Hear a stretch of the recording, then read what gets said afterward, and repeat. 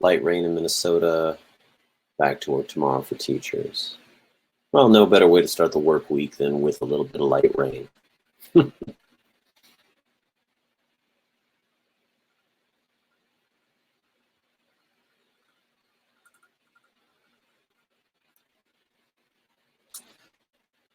Eric, can you hear the mic all right? Is it going through? The toggling seemed to indicate it was fine, but I just like to make sure. Ah, perfect, wonderful.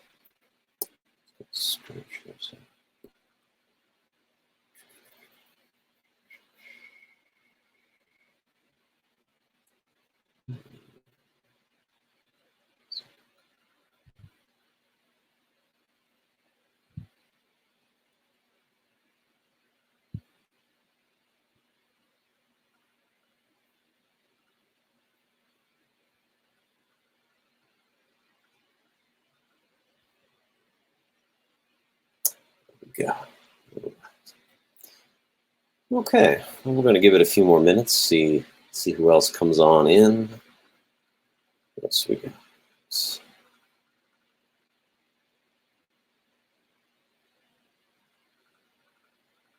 Oh, we got 2. Okay. And if you're just joining us for whatever reason, go ahead and answer that poll really quick, just so we get an idea of who's here. Just kind of a little data collection, just to start us off. But I hope you're having a lovely Sunday. Here in the West Coast in the Bay Area, it's actually quite warm.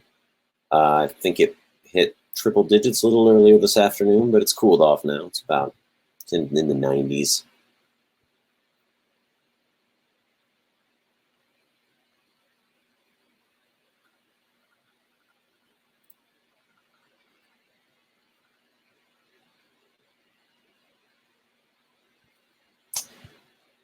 Okay.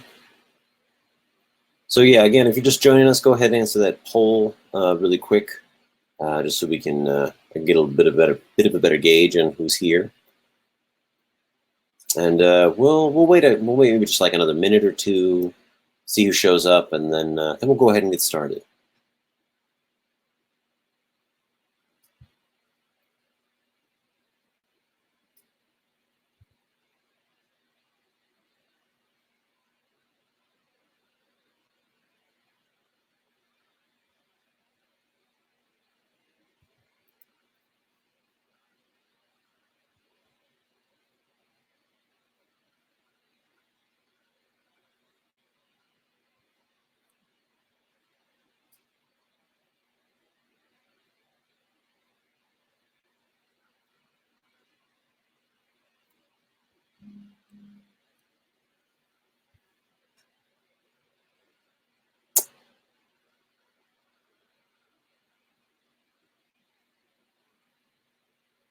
Let's see, who else do we have? So I know we have Eric here. We have, let's see, A. Mabardi. Hope I'm saying that correctly. Welcome on in. And Krista Pink. Also hope I'm saying that correctly. I have been known to sometimes butcher names, but okay, well, welcome.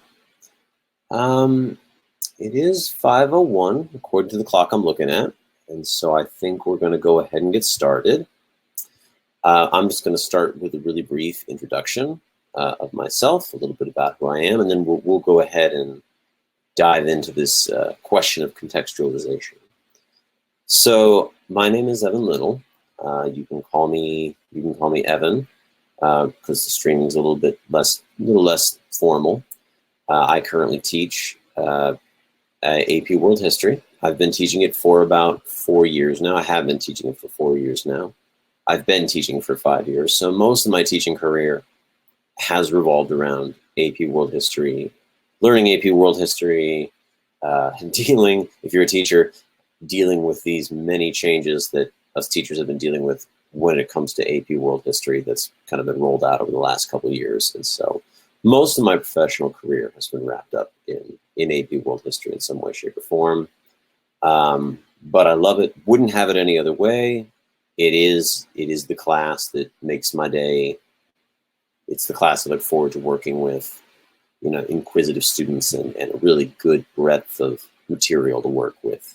So I enjoy AP World History. I hope you do too. I mean, I hope that's why you're here. But in general, I just describe it as my favorite topic. So that's why I'm here, and I hope that's why you're here. And in that case, let's do a little learning together.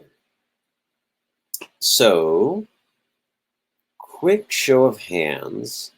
Does anyone know kind of right off the bat anything about contextualization, or you just heard this before, maybe from your AP World teacher, or if you're a teacher, have you heard of this contextualization thing before? You can, if you want to use a little, you can use little hand emojis in the comments section. That can always count as a hand.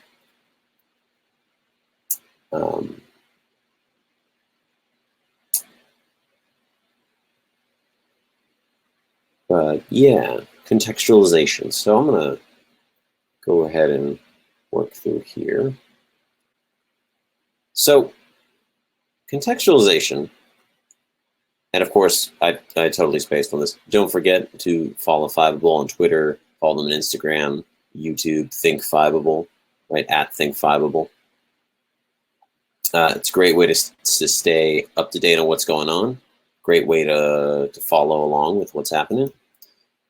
And speaking of what's happening, we do have some upcoming events coming soon. We have AP World specifically. We have classroom routines for thinking critically with Ali.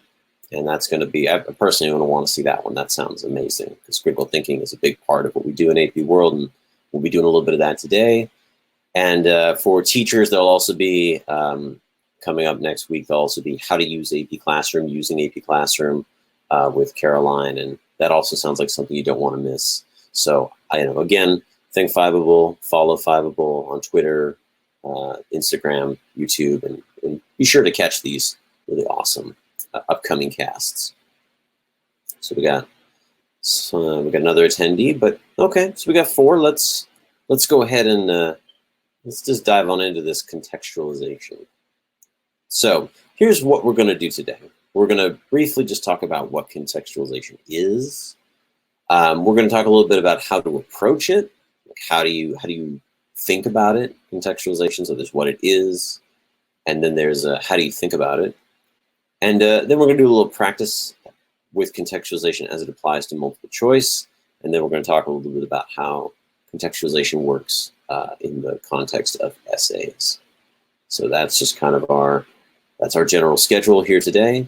Now, I do like to stick to schedules, but at any time, if you have a question, you have something that you heard that you don't really understand, or you want a little clarification on, or if you heard something in class and my teacher says this, what do you think?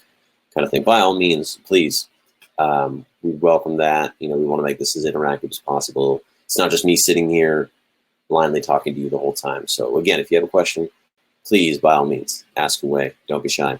We're all here to learn. So, but let's talk a little bit about contextualization as it works in the AP World course. So, specifically on your AP exam, contextualization is one of the historical thinking / historical reasoning skills. The terminology is a little frayed. They've mixed it around the last few years. I believe reasoning skills is the term currently being used, but contextualization is one of those 4 skills.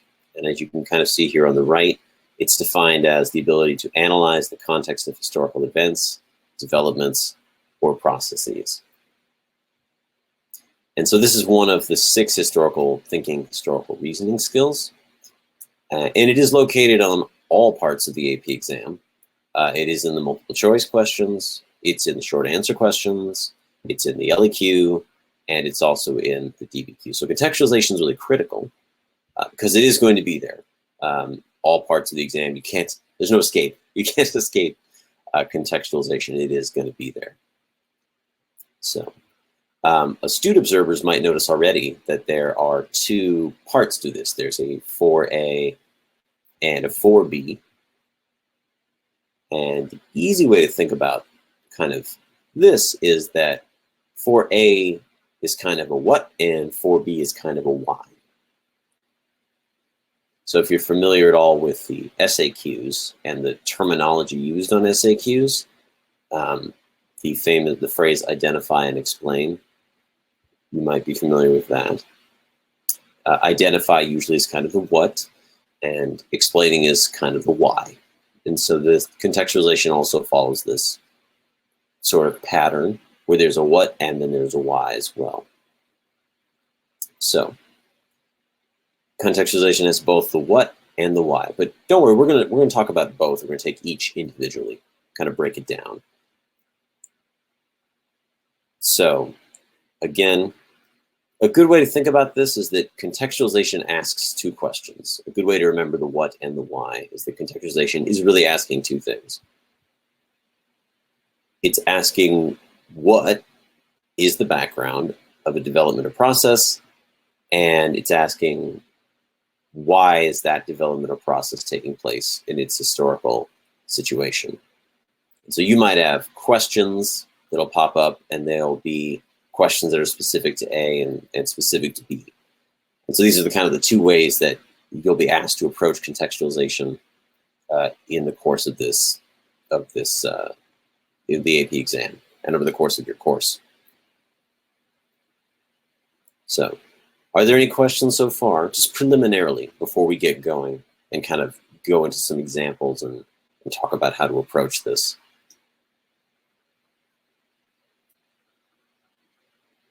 Let's see, we've got some more people showing up. All right. Some more live attendees. Welcome, welcome.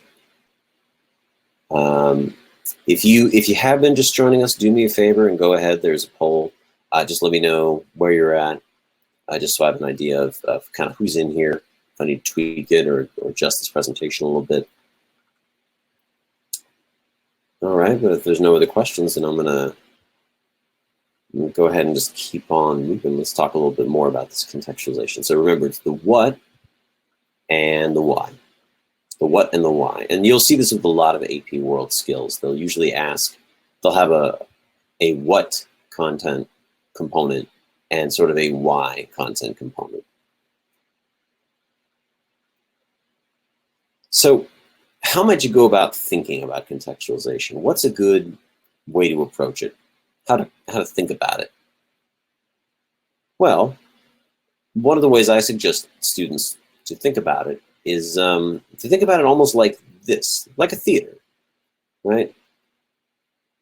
Now, how many of you have a favorite? I'm sure everyone has a favorite book, right? Some sort of book that you like to read on a regular basis. And even if you don't have a favorite book, I'm sure you've got, a favorite book, not a favorite, but a book you've been told to read in school, right? So my question really quick, if someone can just go ahead and shout out the answer in the comments, is what's usually the very first thing when you open that book up for the first time? What do you usually see? What's usually the first thing in that book? First page, second page. What do you usually see in that book?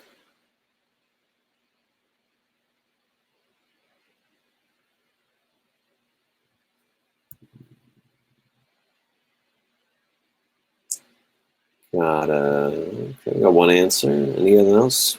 First thing, open up. What do you got? Caroline's got table of contents. That's one thing. Maybe flip a few pages past the table of contents. What might you see next? Not that table of contents is a good answer, but you wanna, what else? Other thoughts?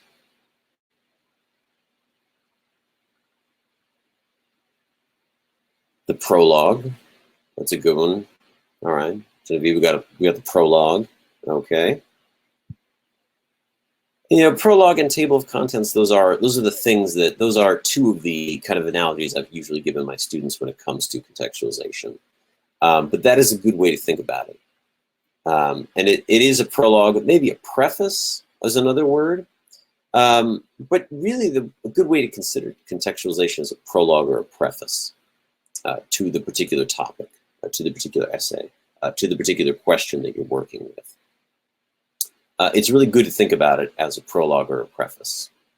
And the reason why is because you really need to kind of set the stage. What you're really doing with contextualization is you're setting the stage, right? When you read a prologue, most of your prologues will, well, why am I telling you this? I should ask you this. What's the purpose of a prologue? Why do books even have a prologue to begin with? Why is it that on that, you don't just start with chapter 1 and jump right in? Why do you start with a prologue? What's the point of that?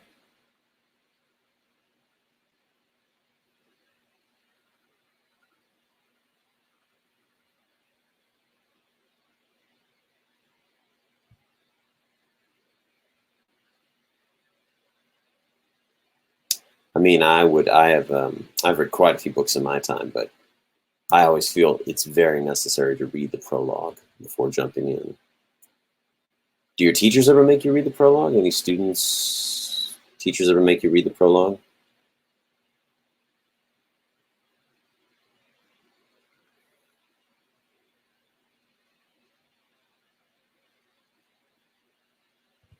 You'd like your students to, Eric. Yes, we can try sometimes. But why would you? Okay, if you're a teacher, maybe let's switch gears. If you're not a student, if you're a teacher, what is the benefit of having a student read the prologue?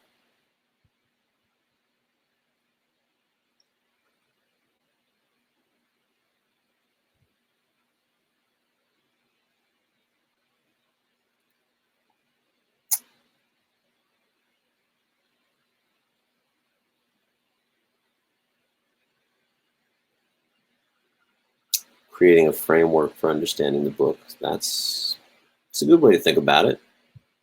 Creates a framework of understanding the book. That's a good answer. I like that. I've often found that prologues usually do a really good job of introducing the characters, right? They'll tell you a little bit about the characters you're going to encounter, usually the protagonist, right? The brave adventurer marching through the forest, and this is kind of why they're marching through the forest. You get a little background on that before just jumping on into the story of, oh, they encounter the wolf in the forest. Well, why are they in the forest? And then the prologue can tell you, oh, they're in the forest because they're marching through the forest to save the day or relieve the siege of the castle or what it might be, what have you. So that's what contextualization should be thought of, right? This example to set the stage for your topic, provide critical information that's going to be relevant later on, and describe the actors. And in particular, describing the actors would refer perhaps to historical actors, actors that are connected to this topic you're about to address. This could also be state actors, could also be religious actors, not literally always historical people, but the forces that influence history. And so this is a way to think about contextualization. It's kind of like setting the stage. It's kind of why I have this little picture of the stage here, right? You're letting people know what's going to happen before they get to the meat and the bulk of what they're going to work with. So I've kind of given a little overview here, but are there any kind of questions about contextualization before we go further? I have some practice questions I'd like us to do, but maybe we just need to jump into those. Maybe that'll get everybody fired up. Do a little practice, apply some of it.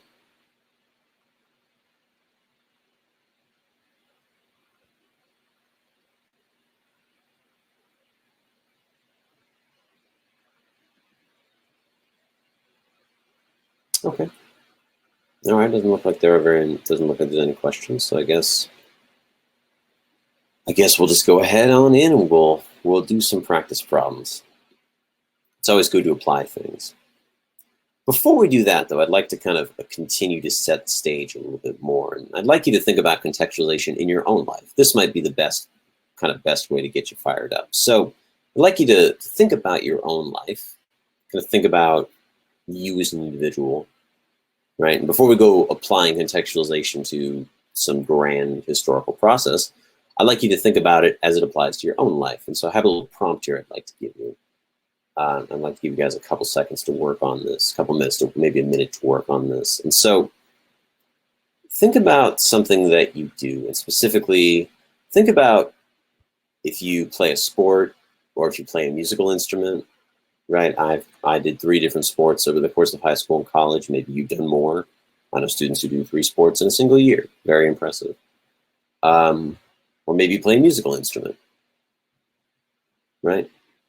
I mean, I play 1 musical instrument. My brother can play 17. He's just gifted like that. So whether you play a sport or a musical instrument, I'd like you to think about this question. Think about it like this. So how exactly did you come to play that sport that you played or that instrument that you played? And so, for example, when did you start playing it? Where were you playing it the first time? How old were you when you began to play it? Right? And then why kind of did you play it? Right? Did your family have a long tradition of playing this sport or this instrument? Did your other friends play it? Was it peer pressure to get started? Did you just decide to try it out just for fun? It looked cool, right? Look at that person over there playing the violin. That looks awesome. I want to play the violin, right? Or, even if you didn't do that, why didn't you pick another instrument, right? Why play the piano versus the violin, or why play the cello versus the piano? Whatever it is, however it applies to you. But what I'm hoping you could do is maybe just give like a quick 1-sentence explanation of if you play a sport, if you play an instrument. Maybe just go ahead and just quick type that in there, and we can talk about that for a second, just because this is a good way to think about contextualization, contextualizing your own life, right? Like, why is it that we do the things that we do, and what has led us to this point? So an example I could potentially give is when I was in college, I joined the rowing team, and some people have asked me, "Oh, did you do that in high school? Like, is it something you always did?" And I said, "No, I just did it because my roommate, he was doing it, and he convinced me to try it out, and I tried it out, and I just had a lot of fun, and I decided to keep doing it, and then I really started to like it, and I kept doing it for all the years I was at university." And so when I'm telling people about my rowing experience, I like to people ask me how it started, I contextualize it with that statement, right? I got into it, not because I was super athletic, I wasn't, and not because I had a long history of my family doing the sport, because they didn't, but I tell people that, my roommate got me into it. He really set me up, so to speak, with this sport that I eventually came to love. So I'm asking you to think about the same, whether it's a sport or maybe it's an instrument, right? For those of you who are more musically inclined.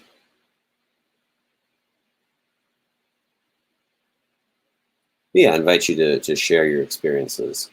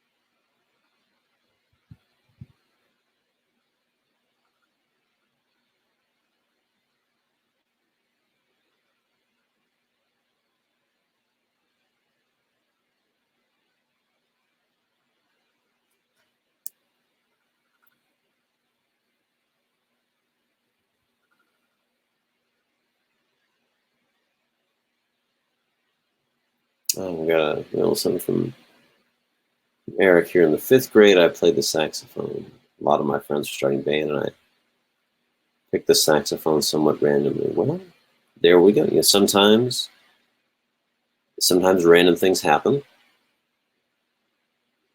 and you know that's just how it goes sometimes. So if Eric, you know, plays the saxophone a lot, and someone says, "Wow, how long have you been playing?" Right? Eric contextualized that by saying, "Oh, I've been playing since the 5th grade." Right? That's the beginning. That's the context of his ongoing relationship with the saxophone.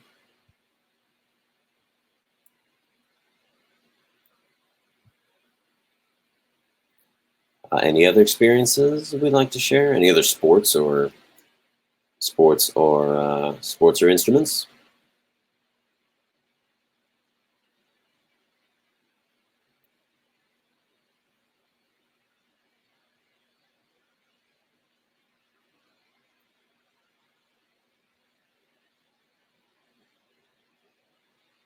Okay. All right. Well, then we'll go ahead and we'll switch out of this. But the reason, just to, again, to reinforce, if you're a teacher especially, this could be a good way to get your kids thinking about contextualization. Because if you put a question, a historical question in front of them, they might get a little tripped up on the history itself. Even if they know it, kids tend to can get a little tripped up sometimes. So I give you this example as a way to perhaps approach it with your own students, and especially since it looks like most of the people in here are teachers. When you're beginning to approach contextualization, just maybe have students start with their own lives. Students love thinking about their own lives, right? So I bring this up as an example, just so that it can be used with your students perhaps in class, if you're just kind of starting out with some contextualization. So we'll go ahead. I had a second example. I had a second one set up here, but we'll go ahead and just skip this one unless anybody really wants to talk about hobbies or activities. We can just go ahead and skip this one and address some multiple choice questions.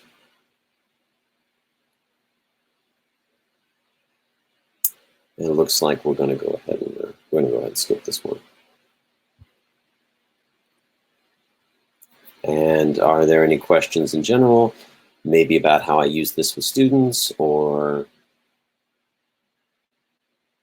how do other ways to implement contextualization?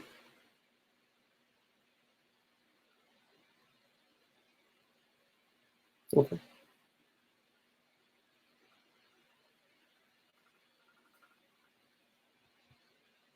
One other thing you can do kind of with that contextualization activity I just showed you is I've had students write a preface to their 10th grade year. I mean, in where I'm at in particular, I work with 10th graders.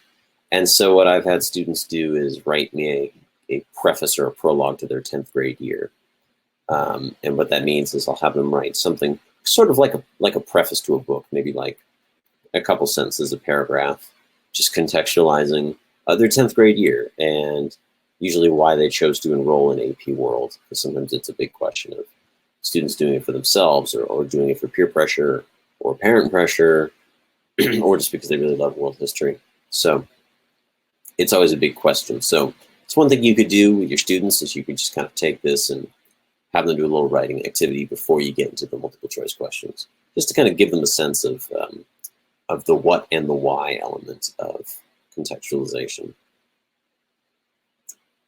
But let's go ahead and let's move into a multiple choice questions. So multiple choice questions may be structured, oh, sorry, a little typo there, I should say structured around the skill of contextualization. So for those of you who know who've seen stimulus-based questions before, specifically as they apply to the AP exam, you know that usually they come in a group. You'll have a stimulus, usually a document, a picture, maybe a map, a chart, a graph. If you saw Allie's amazing introduction to working with primary source documents, you know they could take a lot of forms. On the AP exam, they'll usually come in a group, anywhere from 2 to 5 questions attached to a stimulus. And sometimes, but not always, 1 or 2 of those might be contextualization questions. And so those kind of multiple choice questions would be asking about the following. They might ask what the context of the given stimulus is. They'll ask about the background of the stimulus that's provided in the question. Or they might be asking what this stimulus is context of. So I'll say this again kind of slowly. They might ask you what the background of the thing you're looking at is, right? Here's a thing. Tell us what the context is. Or it could be, here's a thing. What is this thing evidence of, right? So it's kind of, it's forward or backwards in a way, right? What is this, or why, or like, what is this, or what is this evidence of? So they kind of take it two ways. And some questions are more what questions, that 4A we saw earlier, and some questions are more why questions than that 4B question we saw earlier. And sometimes it has both. I have seen some multiple choice sets where there are both kind of a what is the stimulus question and a why is the stimulus question. So are there any questions about this before we go ahead and actually examine a multiple choice question?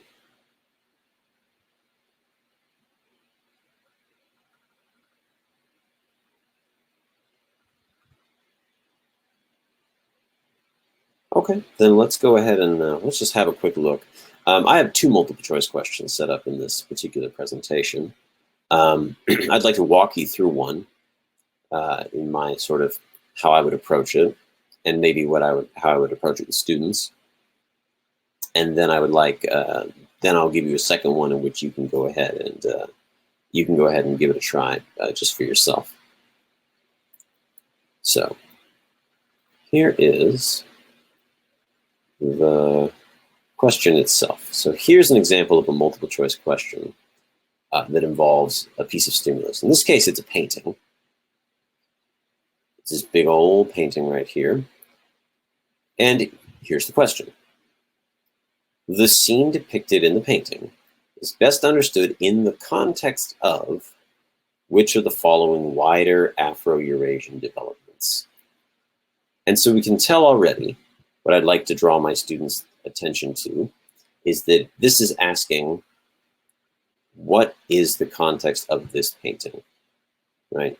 So what this question is asking students is there's a bigger thing going on here than just this painting, and how is this painting connected to it? What's the context of this painting? Like, how is this painting connected to that bigger thing? Right?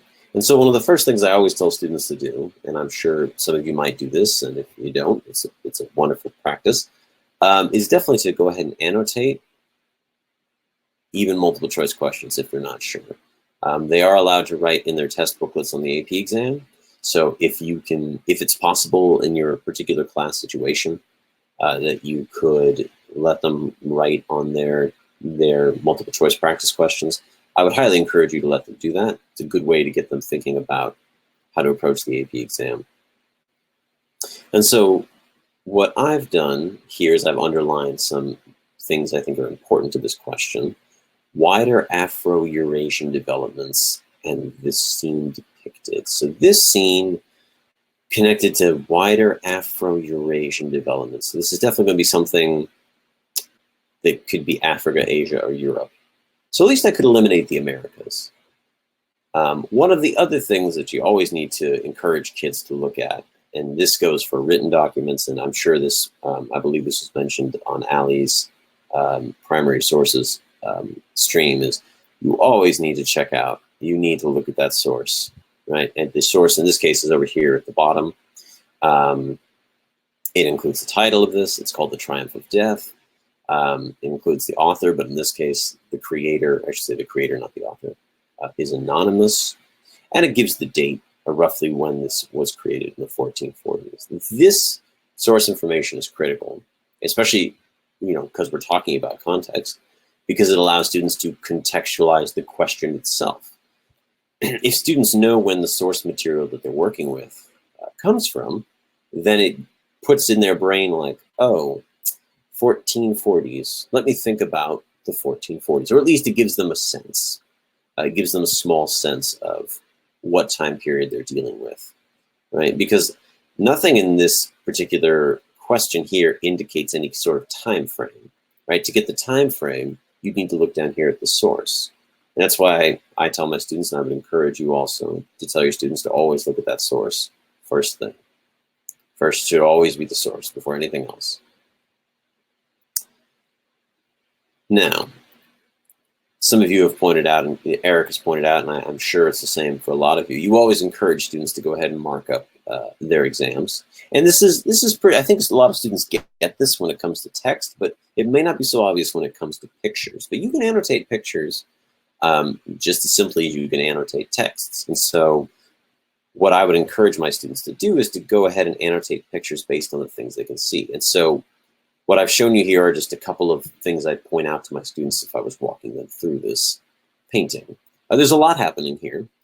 But first of all, again, we check that source first.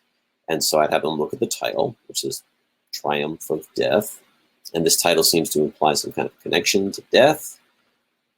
And I would have them look at the picture itself, which, if you note, there looks to be a skeletal figure, and there looks to be what appears to be dead individuals. So both the title and the image seem to somehow be connected to death in some way. If you look closely, you can see that there seems to be a representation of cross social classes. You see a clergyman with a clergyman's hat. You see a knight with their armor. And then it looks like some just regular dressed peasants. So it seems like there's a nice cross section of social classes from medieval Europe, which is supported by the fact that this particular painting comes from Sicily. So I know that we're talking about Europe here now, for sure.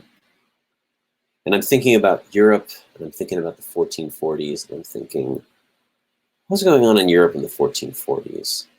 There was a lot of stuff. There's the Renaissance. There were some wars of unification. There was the Reconquista going on in the 1440s. Oh, and there was that big disease, the Black Death, was going on in the 1440s. So already in my head, I'm kind of, the wheels are turning a little bit, like this painting, 1440s, what's going on? So last but not least, I'd look at the time frame, and I think about potentially if there's some connection to the date and the place. Sicily is in Italy, which I know is considered the birthplace of the Renaissance. So I'm thinking to myself, maybe this is something to do with the Renaissance. I'm not entirely sure, but the point is you can annotate an image by pointing out not just the source, which is incredibly important, but also what do you see, right? I can see there seems to be death at the center of the painting. There seems to be a skeletal figure at the center of the painting. It's good to point these things out. And then once you've done that, we can think about what information can we glean from this stimulus that we've provided. And it seems to me as though we can glean that there's some death. It has something to do with social class. And there seems to be some sort of religious symbol in the back. Somebody pointed out earlier that this looks like a religious symbol of some sort, although I'm not entirely sure what this is either, on the far right, on the back right side. So I've gleaned all this information out of this. And so here are our possible options for the answers. So before I go ahead and walk through the process of eliminating the incorrect and the correct answers, let me see if I'm going to create another poll really quick. Let me create another one.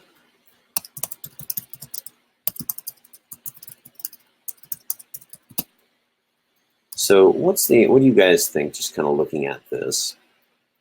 What do we think is the answer here? Do we think it's B? Do we think it's C? Or do we think it might be D? Sorry, it's a little slow on the typing. When my mouse broke, I'm on a trackpad. So I've created a second poll. What do you think is the answer for this particular question? This particular multiple choice question? Thinking about what we see here, the connection to death, something about many different social classes, Something to do with Europe, perhaps. You know, some Sicily, 1440s. What do you think it might be?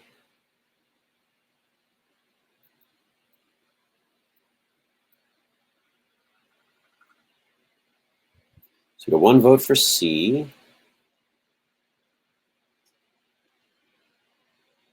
Got 2 votes for C.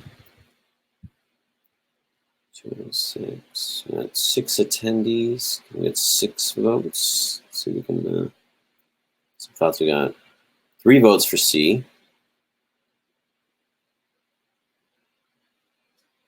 Really, no one thinks no A or B. No one's voting for A or B. A, B can't get any attention. We had 3 votes for C. Okay.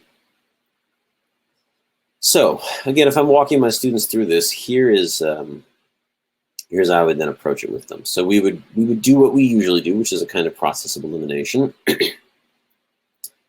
And so the first thing we could eliminate is the collapse of papal authority, also known as church authority.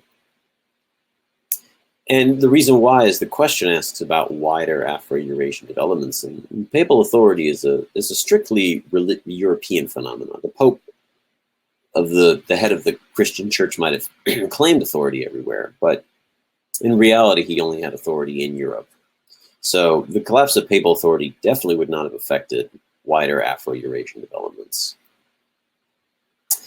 And the revival of classical architecture. Well, the real question would be, you know, classical to who?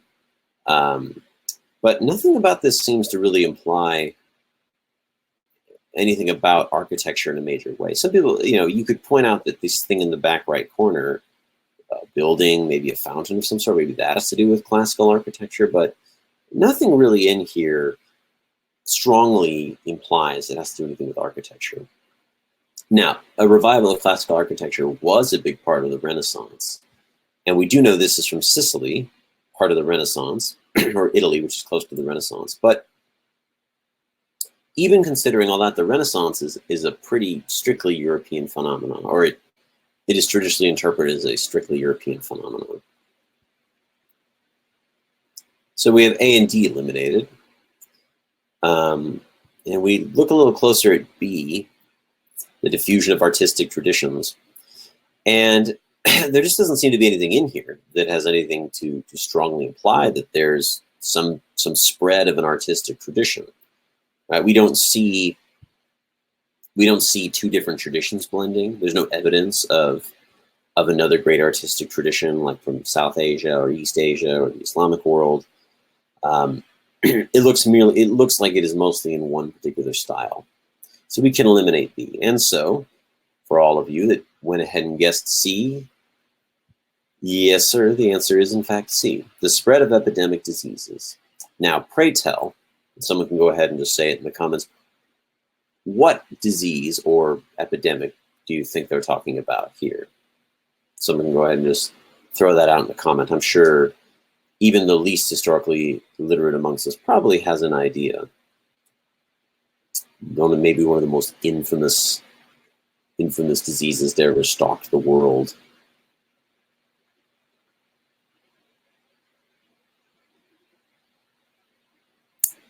Got one idea. Susan says the bubonic plague. Yes. Amen. The Black Death. Right? And the Black Death struck Europe. Sorry. Between the late 1300s and the mid 1400s. Or actually, I apologize. It was I believe it was the early 1300s through the 1400s. And so this painting, not too long after that, is evidence of something that happened in the context of a wider Afro-Eurasian development, and that would be the Black Death. Does anyone know where the Black Death is believed to originate? Just out of curiosity. Has anyone ever read up on where it might have come from? It's not exactly, it isn't pinned down, but there's usually believed to be an area where it all came from. So Caroline says China, and Susan says the Mongols. Well, the Mongols are definitely credited with spreading it. And we can get into all that perhaps during a Mongol lecture, but the Mongols are credited with, or not lecture, stream, spreading it. And Caroline says China. And yeah, China, some people say Tibet, like the foothills of Tibet, kind of near the Himalayas. But yeah.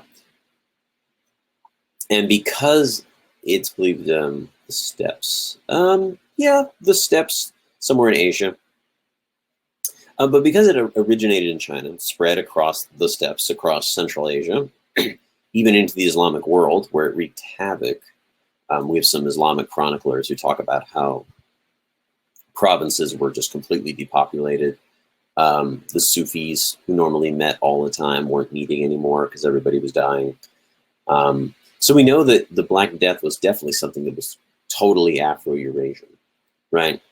And so it's asking about this image of death triumphant as a context of something happening across Afro-Eurasia. Of these potential options, the spread of epidemic diseases does seem to be the best option. And so in this case, we have this was the case of a stimulus and asking what the stimulus is evidence of, a wider tradition, or not a tradition, but a wider development, in this case, the spread of epidemic diseases. How is it perceived in Europe? How this image in Europe is an example of that. So, are there any questions just about that? Is there any questions about this question?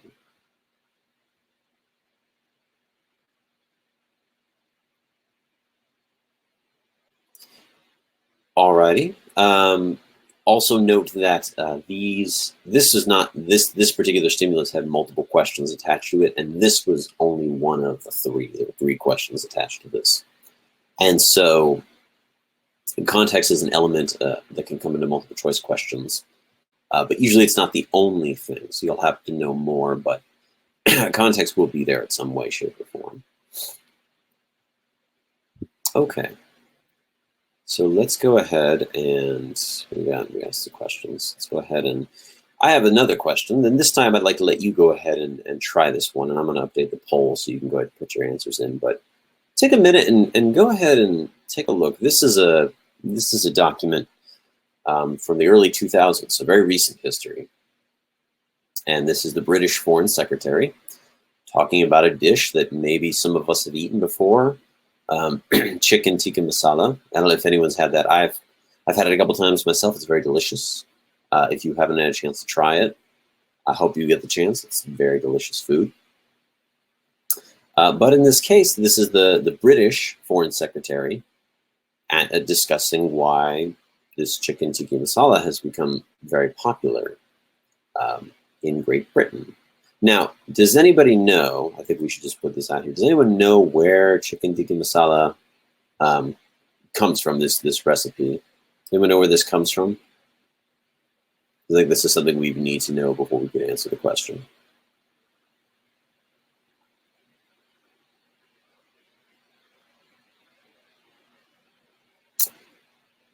Krista says India, yes. This recipe is very popular throughout India and in the United States, as well as in most of Europe. If you were to go buy chicken tikka masala in a restaurant, it would probably be an Indian restaurant. Masala is a kind of, it's not a single spice, it's a combination of spices, but it's really popular in India. So, knowing that, let me just quick update the poll. Let me create another one, and we can go ahead and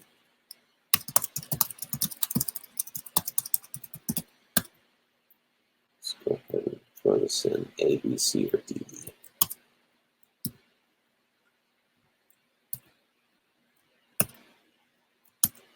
All right, so I'm going to create another poll. And there we go. What is the answer to question 2?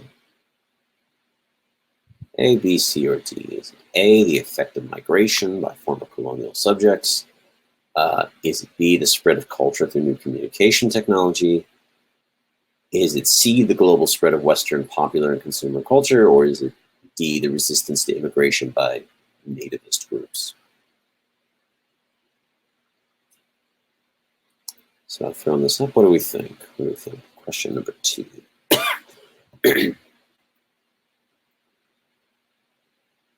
So we've got 1 vote for A, Might have 2 votes for A. I think I left the first question poll still up. I'll remove that. So we got 3 votes for A. Possibly 4 votes for A if that other vote was just a mistake.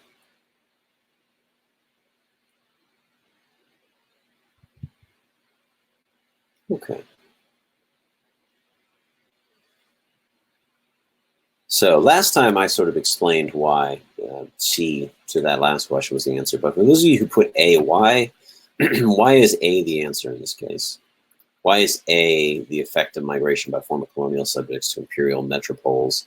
Why is this the answer to describing the development of British cuisine? Somebody, one of the 3 people perhaps who put A, just give me a quick, explain it to me so I know.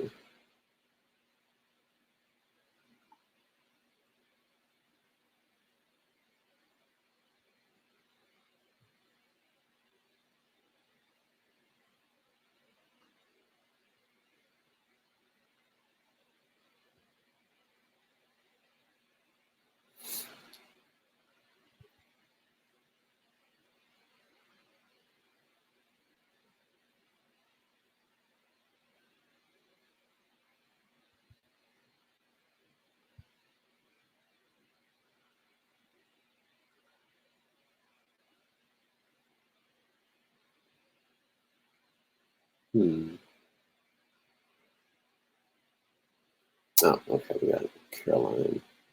People who migrated from India to London and or Britain brought the dish with them, and then they added the gravy, which the foreign secretary does mention in the speech. Masala sauce added to satisfy the desires of British people for gravy. Right, and so India, and I'll go ahead and I'll make the connection here. So former colonial subjects to imperial metropoles. Now, metropoles is another word for kind of like the center, if you will. A metropolis is a large city. And so what Caroline's pointing out is that India, which was a former colonial subject of Great Britain, people migrating from there brought their food with them, which then found a way into the gravy, right? And now it's a big part of British cuisine. And this is something that, this is part of the very last unit in the course where we discuss the migration of former colonial subjects over to their former colonial masters' homelands, such as Indians and Pakistanis migrating to Great Britain, Filipinos migrating to the United States, Algerians migrating to France. There's a couple of notable examples, but in this case, the British Foreign Secretary's speech is an example of something that's a wider situation, which is the migration of colonial subjects to their centers. So, awesome. I'm gonna kind of flip through all this. I just want to let you guys work on it without me walking through it. So yes, the answer is A. That is correct. These other things, not so much. D is sort of the opposite. C is also sort of the opposite. If Western culture is going out, it wouldn't have anything to do with South Asian culture coming to Britain. And the spread of culture through new communication technologies. There is that, but in this case, A is a more tailored answer to this question. And so at this point, before we go, we're running a little low on time, but we're going to transition to talking about essays. At this point, are there any other questions about those 2 multiple choice examples?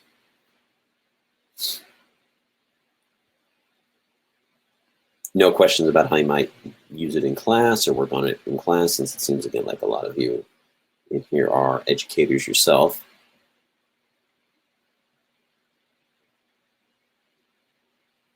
Okay.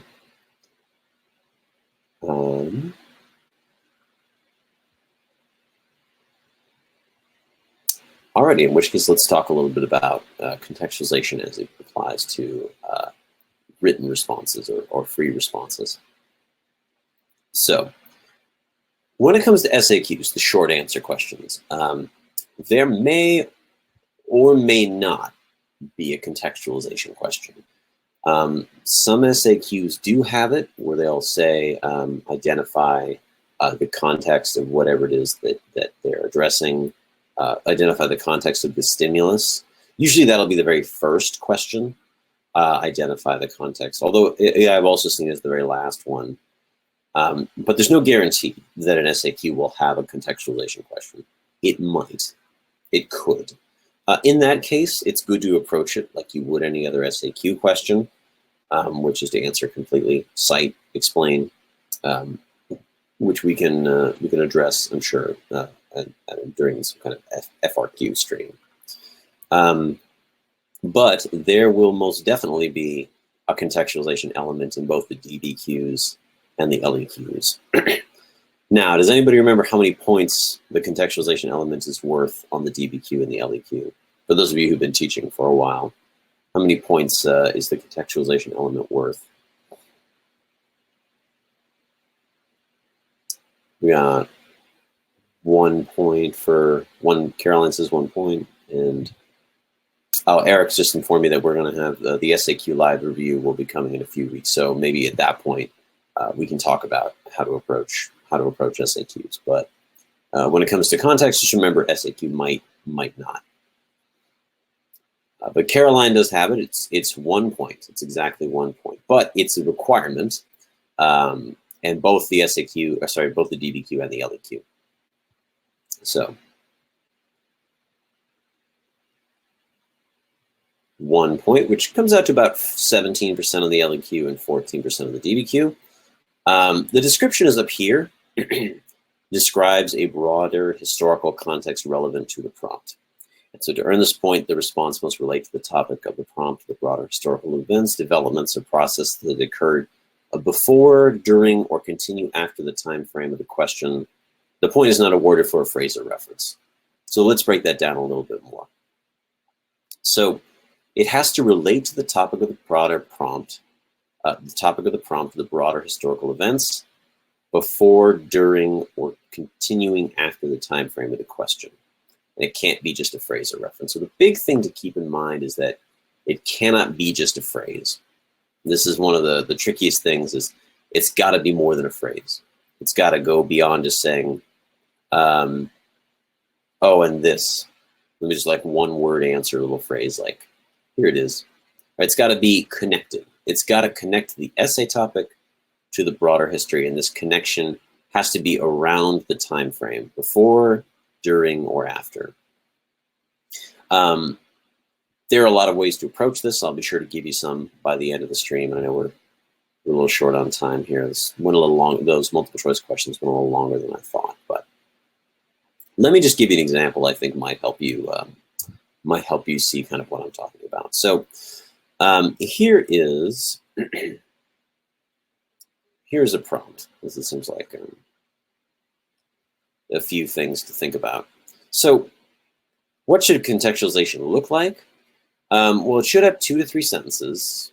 Any more than 3 and you're stretching it a little bit, but any less than 2 and it's kind of hard to, you're trying to connect broader themes down to the specificness of your topic.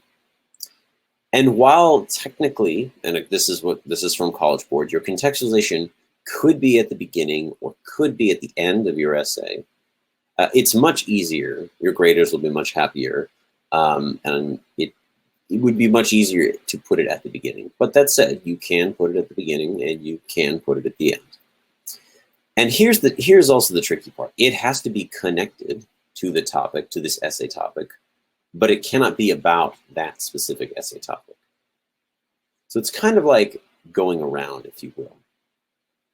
Right? It's the things that circle, right? It's the other examples. So because we're running just a little short on time, let me show you, let me give you an example. So here's a prompt. Here's an LEQ prompt. In this time period, 600 BC to 600 CE, saw the rise of large-scale empires and led to increasing regional and trans-regional trade. Develop an argument that evaluates the extent to which the rise of one or more empires contributed to an increase in trade during this period. So they gave us a time period. They gave us a topic, which is the rise of large-scale empires. And they also want us to connect this to trans-regional trade.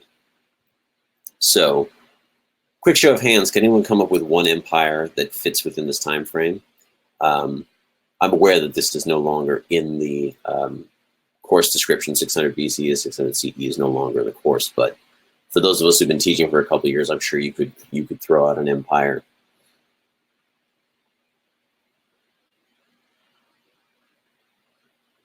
I would personally probably choose the Han Dynasty. That's the one I like to go to.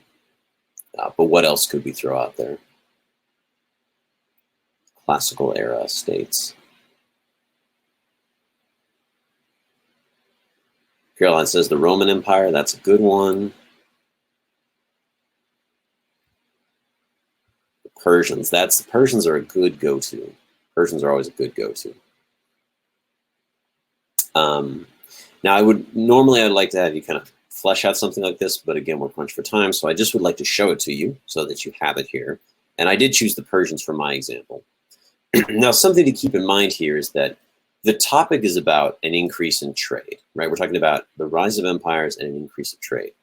So when contextualizing this DBQ, you need to talk about something that's not connected to trade. It's got to be something else connected to the rise of empires, but not having to do with trade.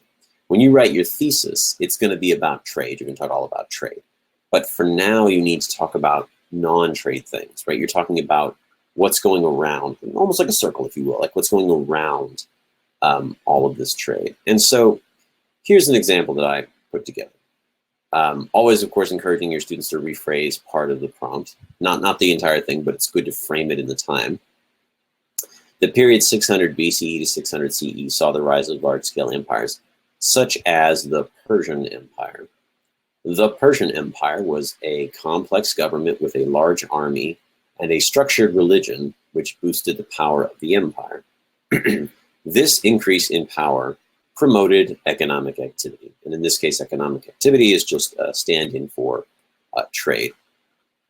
Now notice, I've talked about some factors that have led to the rise of a large-scale empire, right? But these don't have to do with trade per se. A large army and a structured religion don't necessarily have anything to do with trade, but they do have to do with the rise of a large-scale empire, right? These things lead to the rise of an empire. A structured religion gives authority to the rulers. A large army allows you to protect the borders. And so in this case, I have contextualized the argument I'm about to make about trade by discussing the growth of an empire. And so just really quick, are there any questions about this example? Again, notice the 3 sentences. And notice how this would slide very nicely into a thesis, right? You could then almost start your thesis from the end of this sentence. This increase in power promoted economic activity.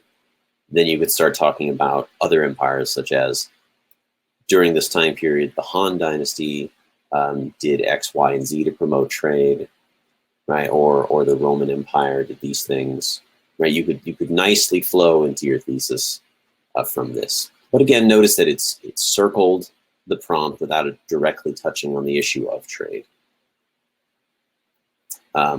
We'll wrap this on up. I just want to give you some practical ways to throw this in with your students. Again, just kind of a little breakdown, right? We want to connect it to the period, provide a solid example, in this case, the Persians, and we want to tie it back into our main topic. The rise of states equals increase in power of the state, which increases economic activity, ergo trade. Just a few ways to approach contextualization with your students, ways to get them thinking about it. These are 3 ways that I've had a lot of other teachers tell me this is how they approach it. One way is called the title crawl, in which you do 2 to 3 sentences, and you think about the introduction to Star Wars, where they kind of tell you a little bit about what's going on in this particular episode of Star Wars. They set the stage. All right, if you're a Star Wars fan, you always expect the title crawl at the beginning of the movies. Another way that teachers have approached this is the previously on method. I know with Netflix, we usually don't have to put up with commercials or waiting a week for our favorite shows to come back.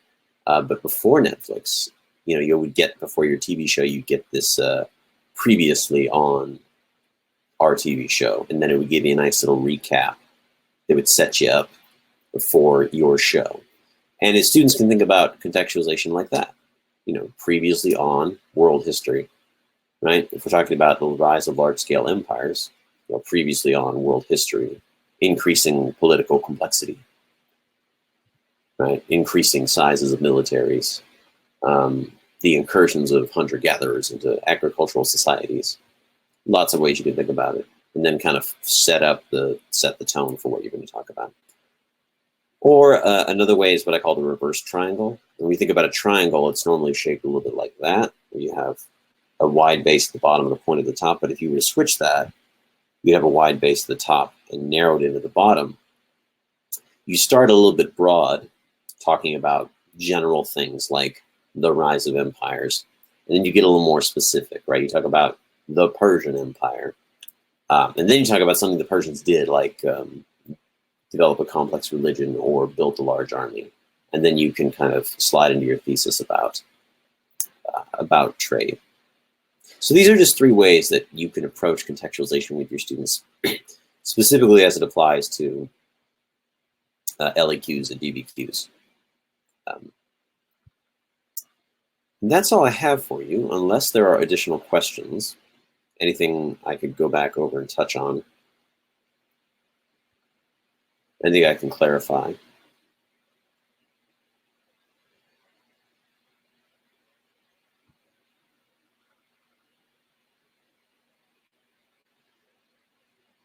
Okay.